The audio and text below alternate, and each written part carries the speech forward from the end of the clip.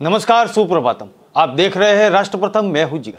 हमारा उद्देश्य है राष्ट्र से स्नेह, राष्ट्र का सम्मान। नजर करते हैं हेडलाइन पर। प्रधानमंत्री नरेंद्र मोदी का जन्मदिन आज 4 अहम कार्यक्रमों में संबोधित करेंगे।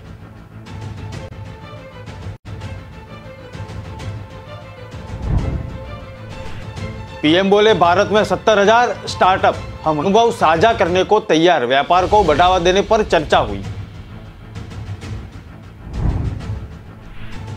पूर्वोत्तर को शांतिपूर्ण और विकसित बनेगा, 8 आदिवासी समूह के प्रतिनिधियों से अमित शाह ने मुलाकात की। समझौते पर हस्ताक्षर के लिए बैठक हुई थी। कैप्टन अमरिंदर सिंह बीजेपी में होंगे शामिल। कई पूर्व मंत्री भी जाएंगे बीजेपी के साथ। सीएम अरविंद केजरीवाल ने कहा, नगर निगम में मौका मिला तो हटा देंगे कचरों का ढेर।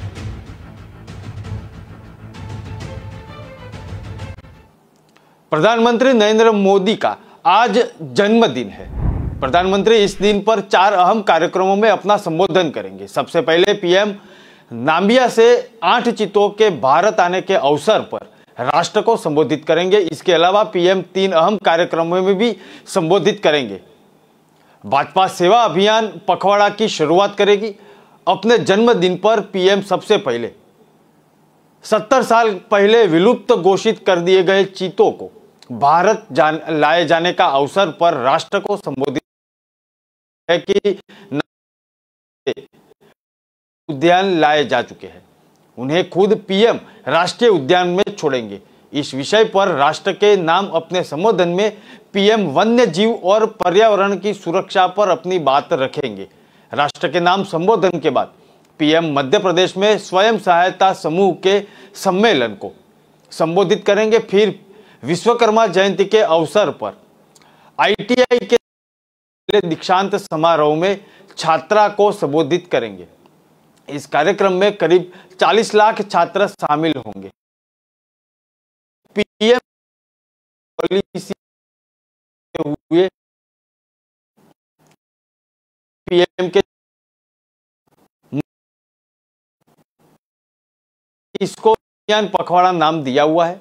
इसके तहत सभी जिलों में अनेकता में एकता उत्सव मनाने के साथ भारत श्रेष्ठ भारत का संदेश दिया जाएगा। इस अभियान के तहत वृक्षारोपण, स्वच्छता, जल संरक्षण अभियान, दिव्यांग व्यक्तियों के बीच उपकरण वितरण, स्थानीय उत्पादनों को बढ़ावा देने का और मुफ्त स्वास्थ्य जांच की जाएगी।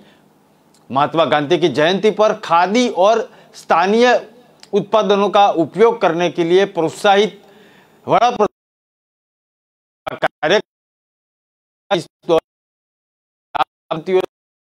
बात करेंगे।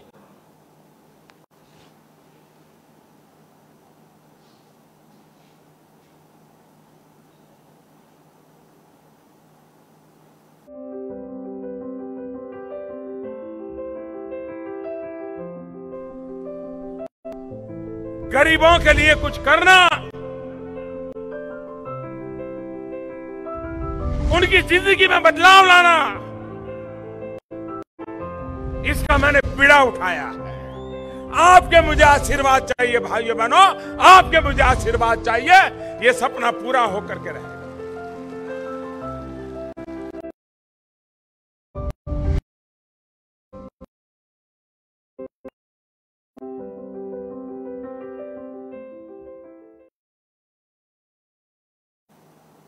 उज्बेकिस्तान के समरकंद में हो रही शंघाई कोऑपरेशन ऑर्गेनाइजेशन यानी कि एससीओ की बैठक खत्म हो चुकी है। इस मीटिंग में एससीओ के सुधार और विस्तार, रीजनल सिक्योरिटी, सहयोग, कनेक्टिविटी को मजबूत करने का और व्यापार को बढ़ावा देने पर चर्चा हुई। इस दौरान पीएम मोदी ने कहा, भारत एससीओ सदस्यों के बीच अधिकतम सहयोग और विश्वास का समर्थन करता है।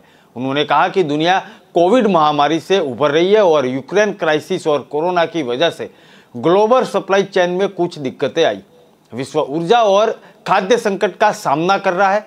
एससीओ देशों के बीच सप्लाई चेन विकसित करने का प्रयास करना चाहिए। इसके लिए बेहतर कनेक्टिविटी की जरूरत है। हम भारत को मैन्युफैक्चरिंग हब में बदलना चाहते हैं।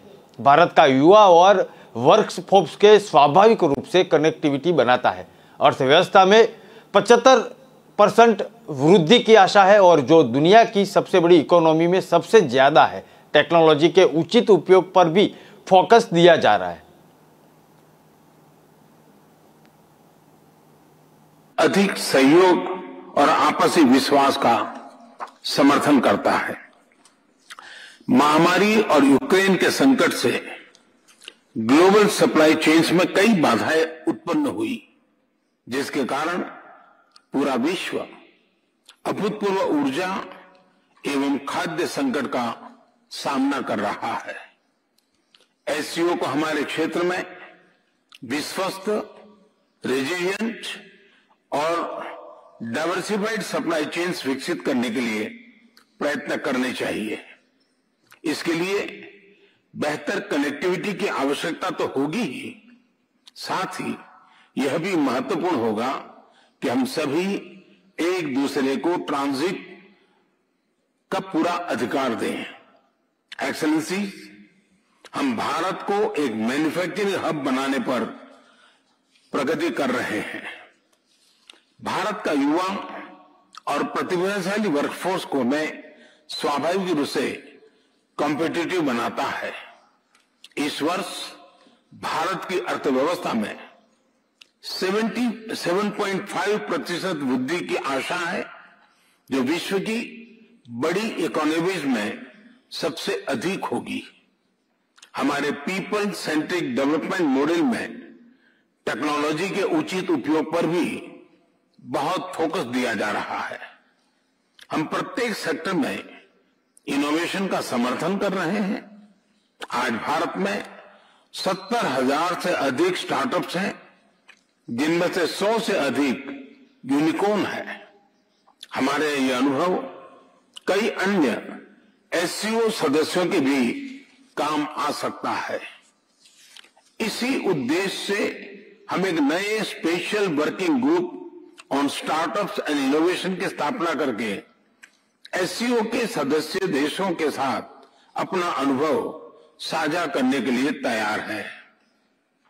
एक्सेलेंसी, विश्व आज एक और बड़ी चुनौती का सामना कर रहा है और यह है हमारे नागरिकों की खाद्य सुरक्षा सुनिश्चित करना।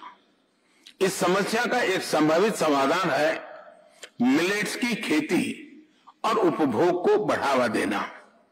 मिलेट्स एक ऐसा सुपरफूड है जो न सिर्फ एससीओ देशों में बल्कि विश्व के कई भागों में हजारों सालों से उगाया जा रहा है और खाद्य संकट से निपटने के लिए एक पारंपरिक, पोषक और कम लागत वाला विकल्प है।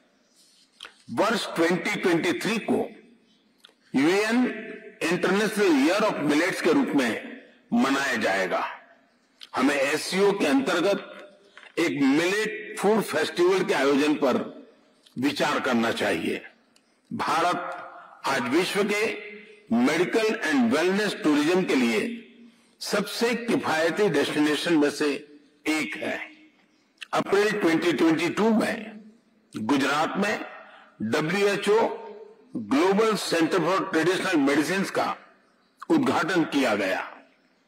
पारंपरिक चिकित्सा के लिए यह WHO का पहला और एकमात्र ग्लोबल सेंटर होगा।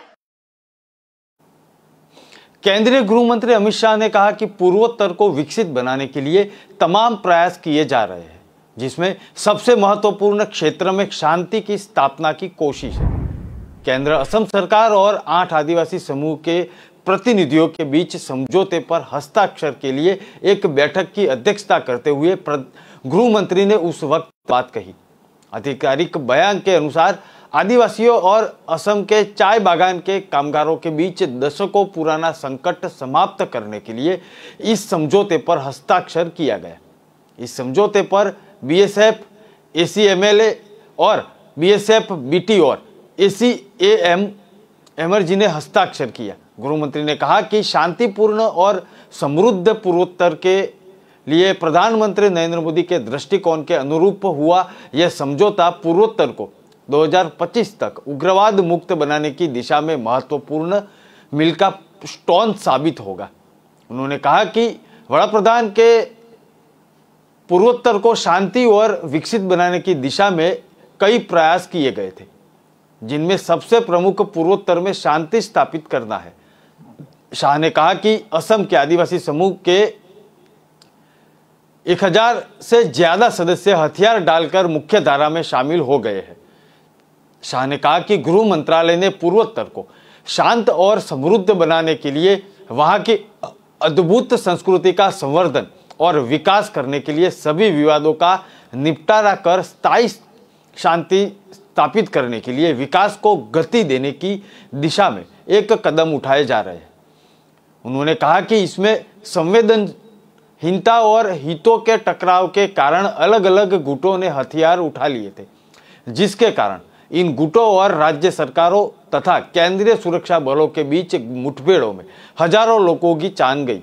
गृह मंत्री ने कहा कि प्रधानमंत्री नरेंद्र मोदी के नेतृत्व में केंद्र सरकार ने तय किया है कि 2024 से पहले पूर्वोत्तर के राज्यों के बीच सीमा विवादों और सशस्त्र गुटों के संबंधित सभी विवादों को हल कर लिया जाएगा।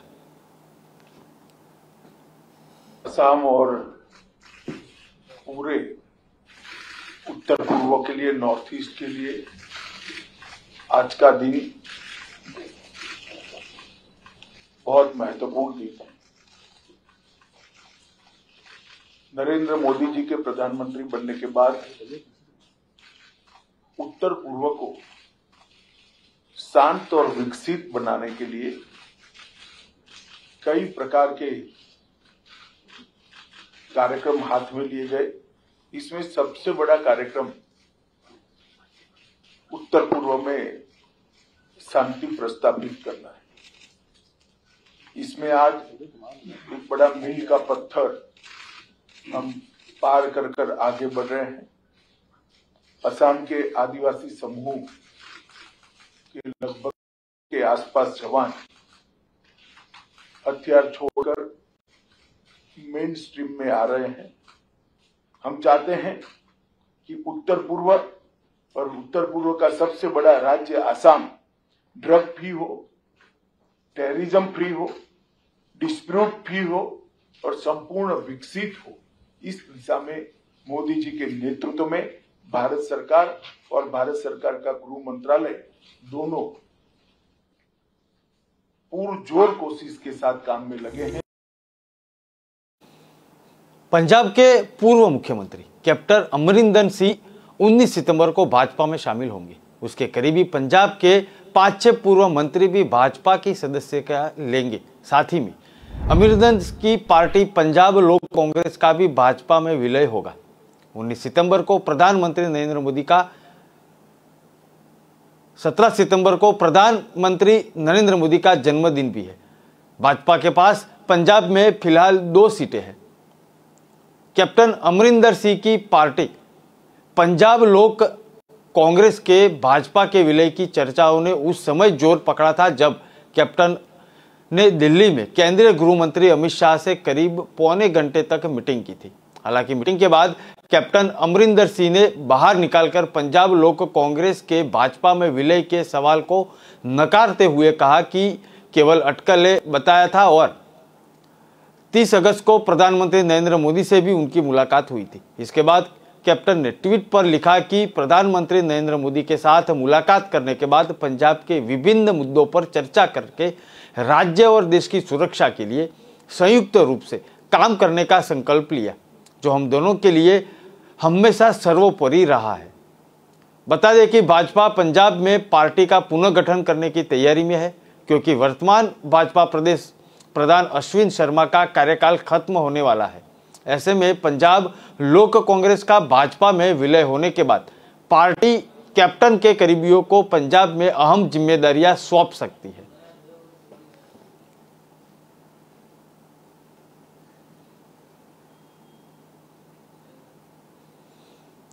दिल्ली के मुख्यमंत्री अरविंद केजरीवाल ने कहा कि दिल्ली में अब कूड़े के पहाड़ नहीं बनने दिए जाएंगे।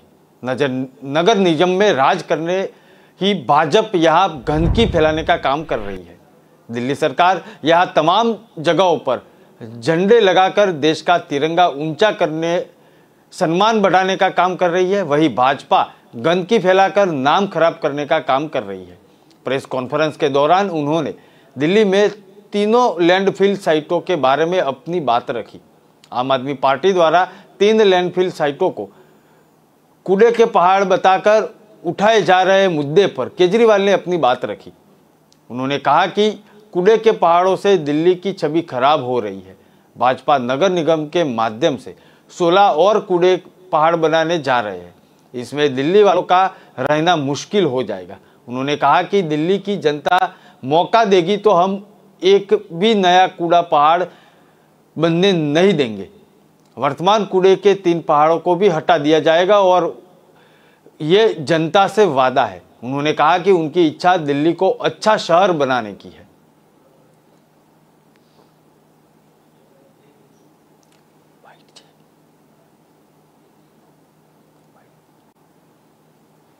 कूड़ा कचरा और करप्शन, इनमें भाजपा है नंबर 1। आप हमारे पीछे देख पा रहे हैं, दिल्ली जहां अपनी धरोहरों के लिए जानी जाती रही है, 15 साल में भारतीय जनता पार्टी ने अपने निकम्मेपन से पूरी दिल्ली को इन 3 पहाड़ों से, कूड़े के कचरे के पहाड़ों से रिप्रेजेंट करना स्टार्ट कर दिया है। ये पहाड़ 3 तो थे ही जानलेवा, इसके अलावा भारतीय जनता पार्टी पूरी दिल्ली में ऐसे और 16 कूड़े के कचरे के पहाड़ बनाने की योजना बना रही है। और हमने खुद 2017-18 में प्रोटेस्ट किया था, विरोध किया था, गोंडा में, छतरपुर में विरोध किया था। वो सारी फाइलें उस समय तो ठंडे बस्ते में चली गई, लेकिन अब सुनने में आ रहा है कि अगले 1.5 से 2 महीने में आप जहां जाएंगे वहां ऐसे कूड़े के पहाड़ बनते हुए दिखेंगे।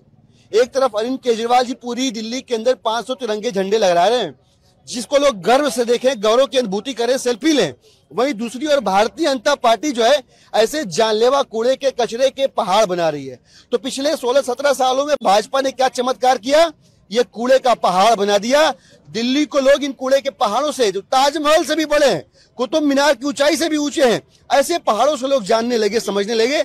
ये बेहद दुर्भाग्यपूर्ण मौका है और हम भारतीय जनता पार्टी से बताना चाहते हैं कि इन 3 पहाड़ों को तुमको खत्म करना पड़ेगा। बाकी 16 पहाड़ हम किसी भी कीमत पे बनने नहीं देंगे। आज हम यहाँ भलसुआ लैंडफिल साइट पे खड़े हैं, इकट्ठे हैं। ये इलाका इस पहाड़ की वजह से प्रदूषित है। यहाँ की हवा प्रदूषित है, यहाँ के ग्राउंड वाटर में आर्सेनिक मिल रहा है, इसकी वजह से लोग बीमार हो रहे हैं। स्किन का कैंसर हो रहा है, फेफड़े का कैंसर हो रहा है और पानी पीने से शरीर में भी अपंगता आ रही है। तो इस तरह की जो गंदी सियासत की दुकान भारतीय जनता पार्टी चला रही है, वो हम नहीं चलने देंगे। और देश की राजधानी है और केवल दिल्ली वासी नहीं, पूरे देश के लोग चाहते हैं कि दिल्ली एक खूबसूरत शहर हो, सुंदर शहर हो। दिल्ली वासी चाहते हैं कि सुंदर होगा तो उनको अच्छा लगेगा, वो अच्छे वातावरण में जी पाएंगे। देशवासी चाहते हैं कि बाहर से कोई भी आए तो उन्हें लगना चाहिए कि एक अच्छे देश की अच्छी राजधानी में गए हैं। लेकिन दिल्ली के अंदर पिछले कुछ सालों में हमने काफ़ी इम्प्रूवमेंट किए, शिक्षा के क्षेत्र में, स्वास्थ्य के क्षेत्र में, बिजली के क्षेत्र में, पानी के क्षेत्र में। लेकिन सफाई बहुत ख़राब है, चारों तरफ कूड़ा ही कूड़ा है। दिल्ली के अंदर बहुत ज़्यादा कूड़ा है, जिसको लेके थोड़ी शर्म भी आती है सबको कि हमारी दिल्ली इतनी गंदी क्यों है। और ख़ासकर ये जो 3 कूड़े के पहाड़ हैं, भलसुआ, गाजीपुर और ओखला, ये केवल शर्म का कारण नहीं, लेकिन आसपास जितनी आबादी रहती है उसके लिए तो बिल्कुल नरक की जिंदगी है। एक एक पहाड़ के आसपास कई कई किलोमीटर तक इन कूड़े के पहाड़ों की बदबू पहुंचती है। चारों तरफ मच्छर मक्खी हैं। इन पहाड़ों पे जब तब आग लग जाती है, उसका धुआं चारों तरफ फैलता है। अगर आसपास के लोगों से पूछें तो एक तरह से उनकी जिंदगी जो है वो। समय चला है ब्रेक का, बाद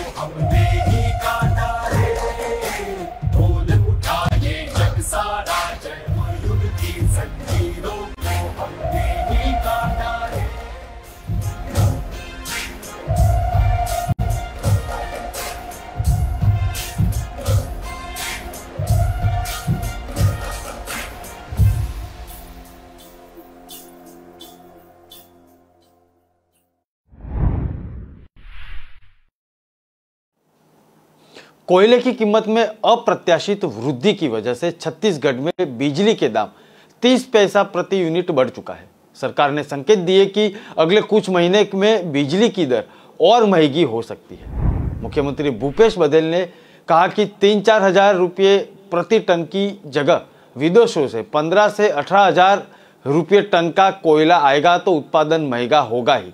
उन्होंने कहा कि इस महंगे कोयले का भी अभी पूरा इफेक्ट आना बाकी है। रायपुर पुलिस लाइन हेलीपैड पर प्रेस वार्ता से चर्चा करते हुए मुख्यमंत्री भूपेश बघेल ने कहा कि सैकड़ों यात्री ट्रेनों को बंद करने के बाद भी कोयला उपलब्ध नहीं हो पा रहा।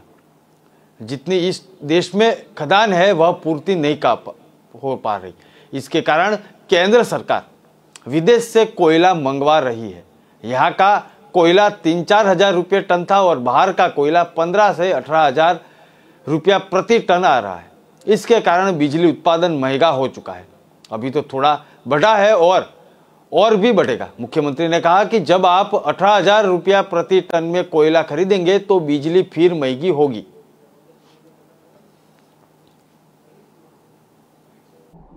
उपलब्ध नहीं हो पा रहा है। जितने देश में खदान है वो पूर्ति नहीं कर पा रही है। इन्हें रद्द करने के बाद भी और कोयला ये आयात कर रहे हैं, दूसरे देश से ला रहे हैं।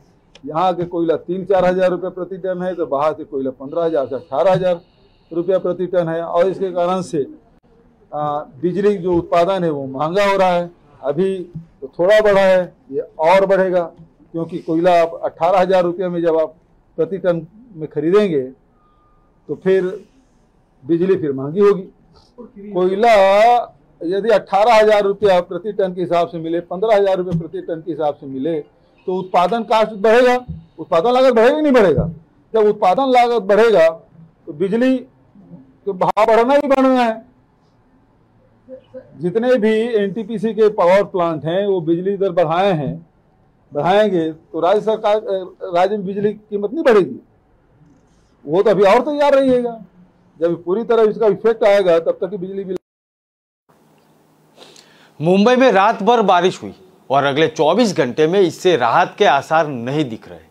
बीएमसी के अधिकारी ने कहा कि उन्होंने मुंबई में भारी बारिश हो रही है और अंधेरी सबवे जैसे कुछ निचले इलाकों में पानी छोड़कर कहीं भी बड़े पैमाने पर जल भराव की कोई सूचना नहीं मिली।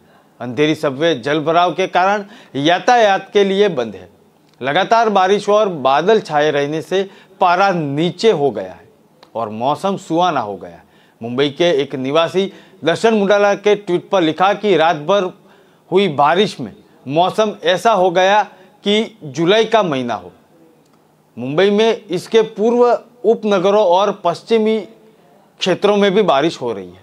उन्होंने कहा कि भारत मौसम विभाग के अनुसार अगले 24 घंटों में भारी बारिश के अनुमान है। भारी बारिश की संभावना के साथ ही मध्यम बारिश का अनुमान भी जताया जा रहा है। अधिकारी के अनुसार मध्य और पश्चिम रेलवे दोनों पर उपनगरीय सेवाएं सामान्य रूप से चल रही है और बृहत Mumbai electronic supply and transport best की सार्वजनिक परिवहन सेवाओं का जल भराव के कारण कहीं भी मार्ग परिवर्तन नहीं किया गया।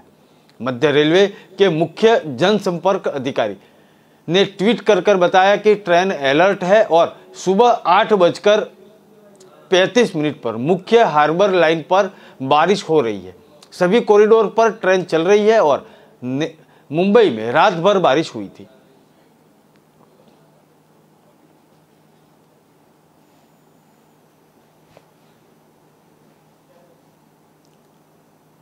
केंद्रीय मंत्री अनुराग ठाकुर ने कहा कि प्रधानमंत्री बनने के बाद अपने पहले ही संबोधन में पीएम मोदी ने कहा था कि हमारी सरकार पंडित दीनदयाल उपाध्याय के अंत्योदय के सिद्धांत पर चलेगी। डॉक्टर अंबेडकर के विचारों से अलग नहीं है। ये नीति मोदी सरकार के फैसलों में साफ लिखा रहा है। अंबेडकर एंड मोदी पुस्तक के विमोचन कार्यक्रम में केंद्रीय मंत्री अनुराग ठाकुर ने अंबेडकर और मोदी रिफॉर्मर आइडिया पर रोशनी डाली। उन्होंने कहा कि बाबा साहेब अंबेडकर ने जो सोचा उसे मोदी जी ने कर दिखाया। पीएम मोदी ने गरीबों और वंचितों की सरकार होने की बात कही और 8 साल से इसे पूरा करने के लिए मंत्रियों को कहा गया।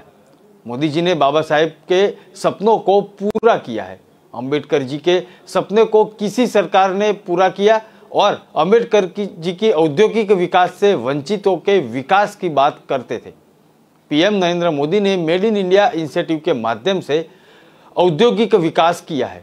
उन्होंने कहा कि शिक्षा की वजह से कुरीतियों की पीछे छोड़ दिया जाता है। पूर्व राष्ट्रपति और वर्तमान राष्ट्रपति इसका उदाहरण है।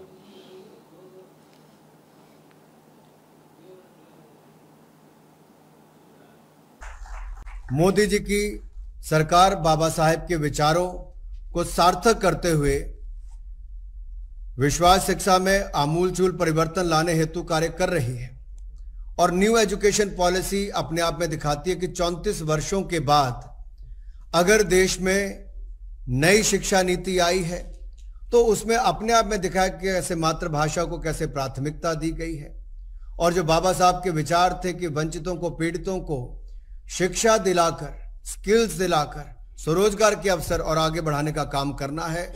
यही बाबा साहेब का जीवन मंत्र बहुजन हिताय बहुजन सुखाय ये हमेशा प्रधानमंत्री मोदी जी के विकास मॉडल के मूल में रहा है और प्रधानमंत्री मोदी जी की अगुवाई में हमारी सरकार प्राथमिक, उच्च शिक्षा व चिकित्सक शिक्षा को तीव्र गति से बदल रही है। अगर आप पिछले 8 वर्षों में देखें कितने ही IIT, IIM, NIT से लेकर IIIT देश में बने। मेडिकल कॉलेजेस की संख्या को भी लगातार लगभग 204 से ज्यादा मेडिकल कॉलेज पिछले 8 वर्षों में नए खोलने का काम किया गया जो शायद कभी 8 वर्षों में इतना ना हुआ हो। सीटें जो 78,000 थी उसको बढ़ाकर 1,06,000 से ज्यादा करने का काम किया गया। आज हमारे देश में जो डॉक्टर्स की कमी थी उसको पूरा करने का काम किया जा रहा है। आज गरीब से गरीब व्यक्ति को भी उच्च शिक्षा से लेकर अच्छी स्वास्थ्य की सुविधाएं दी जा रही।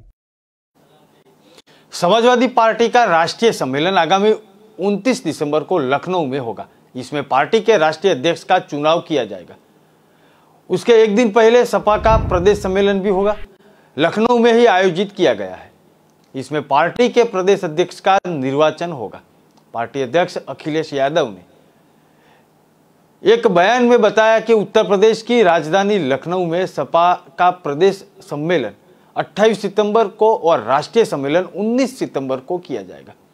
उनके अनुसार देश प्रदेश राजनीतिक आर्थिक स्थिति पर प्रस्ताव पारित किया जाएगा और साथ साथ में समाजवादी पार्टी की भूमिका की दिशा भी सुनिश्चित की जाएगी। यादव ने कहा कि जिस तरह से भारतीय जनता पार्टी ने राजनीतिक एवं आर्थिक संकट पैदा किया है और लोकतांत्रिक व्यवस्था के साथ खिलवाड़ किया है, उससे निपटने के लिए इन सम्मेलनों में पार्टी की कारगर भूमिका के बारे में चर्चा होगी। इन सम्मेलनों में 2024 में होने वाले लोकसभा चुनाव में पार्टी की रणनीति पर भी गहन चर्चा होगी। इनमें सपा के राष्ट्रीय एवं प्रदेश अध्यक्ष का चुनाव भी होगा। उत्तर प्रदेश के पूर्व मुख्यमंत्री ने कहा कि सपा के इन सम्मेलनों में राज्य एवं राष्ट्रीय स्तर लोकतांत्रिक संस्थाओं को भाजपा द्वारा कमजोर किया जाने की अर्थव्यवस्था में भी भारी गिरावट आई है। राजनीतिक दल बदल को बढ़ावा देने का और सामाजिक सद्भाव को खतरे में डालने पर भी विशेष चर्चा होगी। उन्होंने कहा कि इसके अलावा प्रदेश में कानून व्यवस्था की बिगड़ती स्थिति, शिक्षा, स्वास्थ्य क्षेत्र की भ्रष्टाचार और किसानों को नौजवानों के साथ धोखा करने पर मसलों पर भी चर्चा और प्रस्ताव पर प्रकाश डाला जाएगा।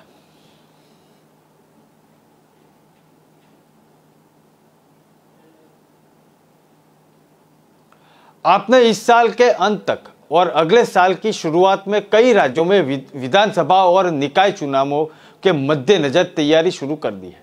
वह भाजपा के ऑपरेशन लोटस को विफल करने में कोई कसर नहीं छोड़ जाए। इस कड़ी में आपने रविवार को अपना राष्ट्रीय जनप्रतिनिधि सम्मेलन भी आयोजित किया है। आपके अनुसार देश भर में चुने गए उसके जनप्रतिनिधियों को यह राष्ट्रीय जनप्रतिनिधि सम्मेलन में सब लोग आएंगे। सम्मेलन में पंजाब के मुख्यमंत्री भगवंत मान समेत देश भर के चुने गए सभी विधायक और राज्यसभा सांसद शामिल होंगे। इसके अलावा देश भर से आपके चुने गए पार्षद, जिला पंचायत सदस्य, चेयरमैन, मेयर, प्रमुख और सरपंच और प्रधान भी सम्मेलन में हिस्सा लेंगे। उसके साथ अरविंद केजरीवाल देश भर में चलाए जा रहे भाजपा के ऑपरेशन लोटस और पार्टी संगठन की मजबूती पर विस्तार से चर्चा करेंगे। आपके अनुसार भाजपा की ओर से चलाए जा रहे ऑपरेशन लोटस के तहत उप मुख्यमंत्री मनीष सिसोदिया को दिल्ली का मुख्यमंत्री बनाने का लालच दिया गया। इसके बाद पंजाब में उसका प्रयोग किया जा रहा है और पंजाब में आपके 10 से 12 विधायकों के संपर्क कर उनको 25 करोड़ रुपए का ऑफर दिया गया है।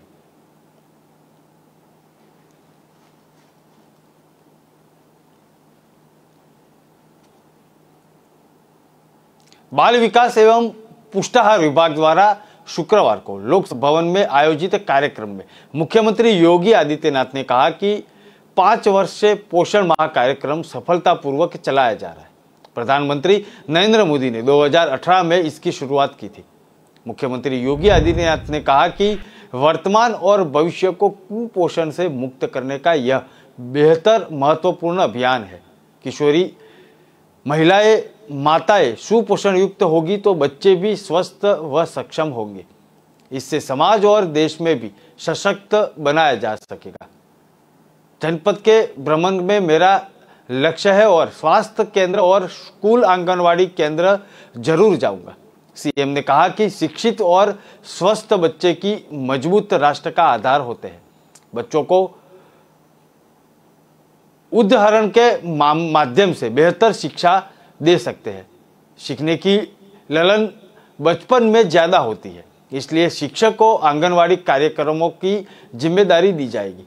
बच्चों में अगले संस्कार डाले जाएंगे और यूपी में शिशु मृत्यु दर को नियंत्रित किया जाएगा। एनीमिया रोग के नियंत्रण किया जाएगा और 2017 से पहले शराब बेचने वाले ही पोषण आहार बांटने का कार्य करते थे। मुझे आश्चर्य हुआ, मेरी सरकार ने ऐसे कोक्स को खत्म कर दिया गया है। मुख्यमंत्री योगी आदित्यनाथ ने कहा कि महिला स्वयं सहायता समूह को पौष्टिक आहार वितरण की जिम्मेदारी सौंपी जाएगी। इसके परिणाम सकारात्मक रहेंगे। आंगनवाड़ी कार्यकर्ताओं में कोविड काल में भी अच्छा कार्य किया था। आंगनवाड़ी कार्यकर्ताओं के डाटा डॉक्यूमेंटेशन का कार्य समय पे करना चाहिए। इस अवसर पर मुख्यमंत्री ने गर्भवती महिलाओं की गोद भराई और कुछ बच्चों का अन्नप्राशन भी किया। यानी आंगनबाड़ी केंद्र, जब मैं जनपद के भ्रमण में कहीं जाता हूं तो मेरा प्रयास होता है कि मैं 2 जगह जरूर जाऊं। एक किसी स्वास्थ्य केंद्र के निरीक्षण में, दूसरा आंगनबाड़ी और बेसिक शिक्षा परिषद के किसी स्कूल में। क्योंकि मेरा मानना है कि ये 2, शिक्षा और स्वास्थ्य, किसी भी समाज की 2 बुनियादी आवश्यकताएं हैं और समाज की आधारशिला भी यहीं से खड़ी हो सकती है। अच्छी और उत्तम शिक्षा एक बच्चे के सुनहरे भविष्य के साथ साथ समाज और राष्ट्र की नींव को मजबूत करने का भी एक आधार बनता है। और उस दिशा में जो प्रयास हुए हैं, कोरोना कालखंड के कारण हमारी जो गति थी थोड़ा बाधित हुई, अन्यथा अब तक हम लोग सभी आंगनबाड़ी केंद्रों को प्री प्राइमरी के रूप में इन्हें आगे बढ़ाने की दिशा में तेजी के साथ आगे बढ़ चुके थे। लेकिन मैं जहां भी जाता हूं मुझे बहुत अच्छा लगता है जब उन भोले भाले बच्चों के साथ आंगनबाड़ी से जुड़ी हुई बहनें उन्हें रोचक तरीके से अक्षर ज्ञान कराती हुई दिखाई देती हैं।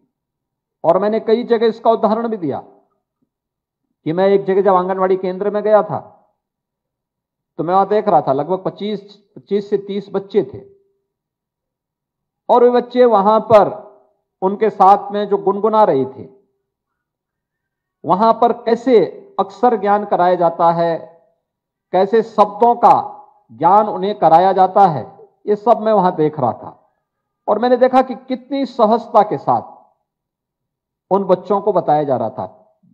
मैं उसके बाद अपने आप को रोक नहीं पाया। मैंने जैसे उन लोगों ने मुझे देखा तो मैं गया वहां पर मैंने 2-3 बच्चों से पूछा, मैंने कहा क्या तुमने सीखा, मुझे बताओ तो लो। अब आप सोचिए 3 से 5 वर्ष तक के बच्चे कितनी सहजता के साथ वहां पे बोल रहे थे। उन्होंने मुझे मेरे सामने यानी जो कुछ उनको बताया जा रहा था उसको उन्होंने वहां पर बोलना भी प्रारंभ किया। ये चीजें दिखाती हैं कि हम अपने बचपन को जब उद्धरण के माध्यम से कुछ रोचक जानकारी देने का प्रयास करते हैं तो उसके उदाहरण भी हम सबके सामने होते हैं और उन बच्चों की वो नींव मजबूत होती है जो शिक्षा के क्षेत्र में उन्हें आगे बढ़ने के लिए प्रेरित करती है। आंगनवाड़ी केंद्रों के आज 700 ऐसे केंद्रों का शिलान्यास और लोकार्पण का कार्यक्रम भी यहां पर संपन्न हुआ है। पोषण मैनुअल से संबंधित पुस्तिका सक्षम का विमोचन का कार्यक्रम भी यहां पर संपन्न हुआ है और विगत 5 वर्ष के अंदर इस दिशा में क्या प्रयास हुए हैं, सशक्त आंगनवाड़ी इस पुस्तिका